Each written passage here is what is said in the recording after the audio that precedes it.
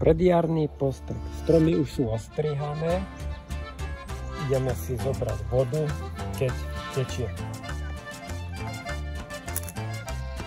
Tu dá sa využiť aj taká voda, postrekovač pripravený.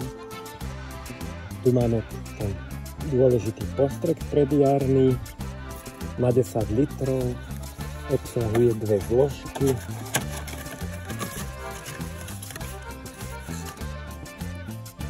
Mero.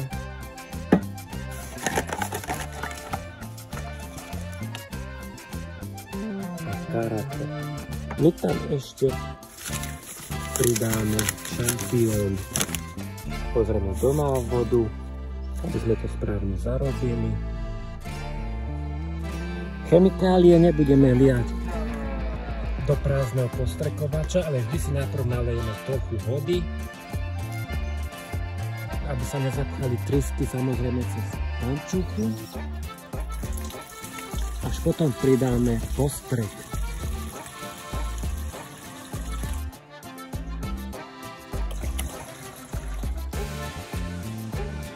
Vypláchneme aj fľašku a znova ju tam vylejeme. Tu máme spomínaný šampión, ktorý ide na 10 litrov, 20 gramov. Čiže zarobíme si jeden sáčik. Ten si ale späť predpripravíme v kelímku a rozmiešame až taký predpripravený nalejeme do postrekovača. Poďme na to.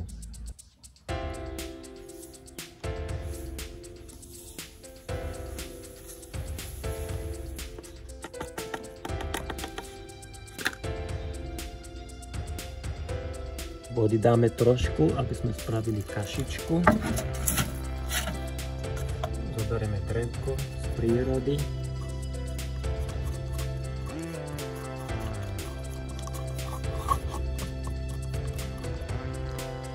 Rozmiešaný vlejeme do postrekovača a kelímok znova vypláchneme.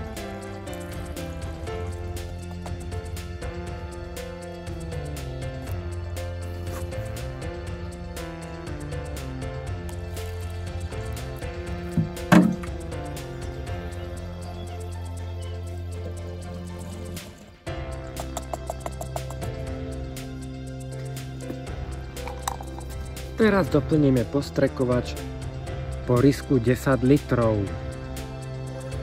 Doplníme na 10 litrov.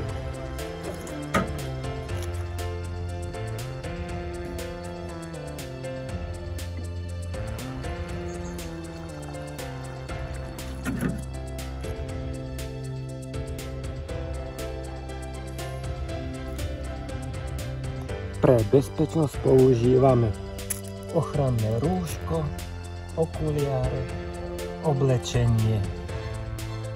Ideálne je striekať za bezveterného počasia. Striekame, keď sú stromy v takýchto púčiky v takomto štádiu.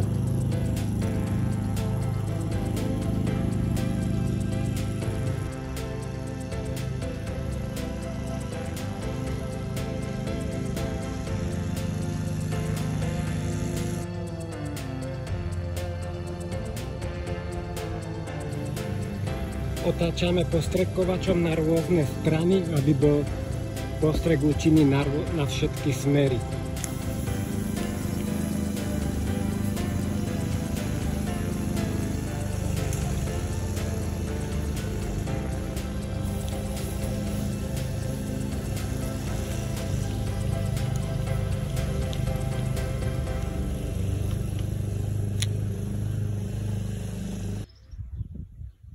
Po skončení striekania je najlepšie umyť postrekovač pomocou Florapuru, ktorý likviduje zvyšky chemikálie aj očistí postrekovač.